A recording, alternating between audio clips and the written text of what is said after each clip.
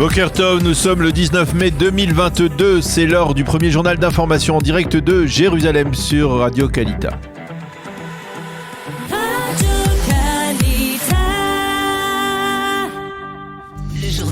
En direct de nos studios de Jérusalem. Oui, à Jérusalem, nous retrouvons notre correspondant Daniel Haïk ce matin. Bonjour Daniel, Boker Tov. Et nous commençons ce premier journal, bien sûr, par l'événement de cette journée, les célébrations de l'Akba Omer à Méron. Plusieurs dizaines de milliers de fidèles sont arrivés depuis hier soir sur l'esplanade du tombeau de Rabbi Shimon Bar Yochai à Méron pour participer à la traditionnelle Iloula, mais bien évidemment le souvenir de la catastrophe de l'année dernière qui avait coûté la vie, on s'en souvient, à 45 fidèles était omniprésent lors de ces célébrations. Les mesures de sécurité prises cette année par les organisateurs ont été très strictes. Il était ainsi impossible d'entrer sur l'esplanade sans auparavant avoir payé un billet incluant un acheminement par navette jusqu'au tombeau.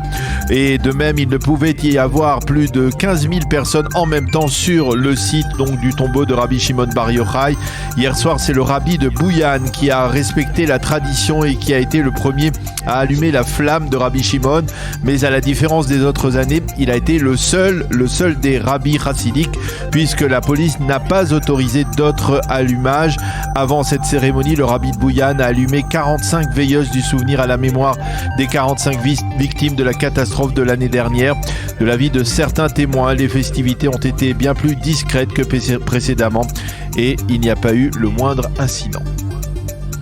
Dans le reste de l'actualité, la coalition a l'intention de déposer devant la Knesset dès lundi la loi sur le financement des études pour les combattants de Tsahal. Une loi qui va permettre aux soldats issus des unités combattantes de l'armée israélienne de bénéficier du financement de 2/3 des études universitaires.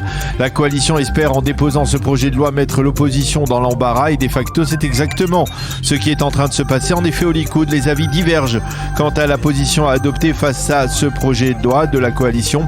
Benjamin Netanyahou affiche une opposition de principe et prône une autre initiative visant à dispenser totalement les combattants de frais universitaires. Mais au sein du parti, au sein du Likoud, plusieurs députés ont annoncé qu'ils voteraient lundi en faveur de la loi proposée par la coalition, ce qui signifie que pour la première fois, certains députés Likoud remettent en cause la position du leader incontesté, Benjamin Netanyahou.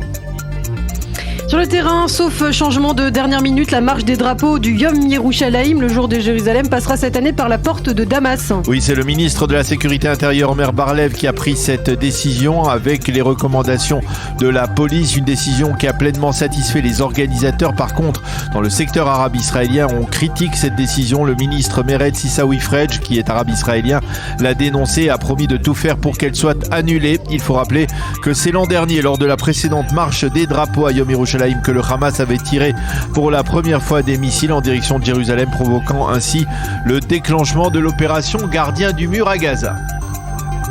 Et puis, les juges de la Cour suprême ont critiqué les démarches de l'État à propos des travaux d'aménagement autour de la villa du Premier ministre Naftali Bennett à Ra'anana. Selon les juges de la Cour suprême, ces travaux n'ont pas été effectués selon la procédure normale et légale. Les juges ont également critiqué les retards quant à la réfection de la résidence officielle des premiers ministres israéliens à la rue Balfour à Jérusalem.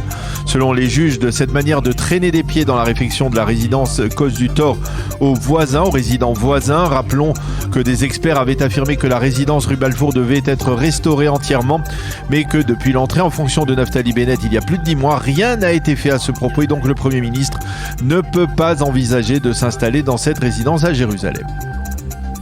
Israël a l'intention de faire venir des soldats ukrainiens blessés afin qu'ils soient soignés ici. C'est une initiative du ministre de la Santé Nitzan Horowitz du parti Meretz. Horowitz a fait cette proposition hier lors d'une conversation avec son homologue ukrainien. Il lui a également annoncé que le ministère de la Santé publique israélien allait allouer une somme de plusieurs millions de shekels pour venir en aide aux services de santé ukrainiens. Horowitz a également affirmé qu'Israël condamnait, je le cite, la cruelle invasion russe en Ukraine et soutenait le peuple ukrainien.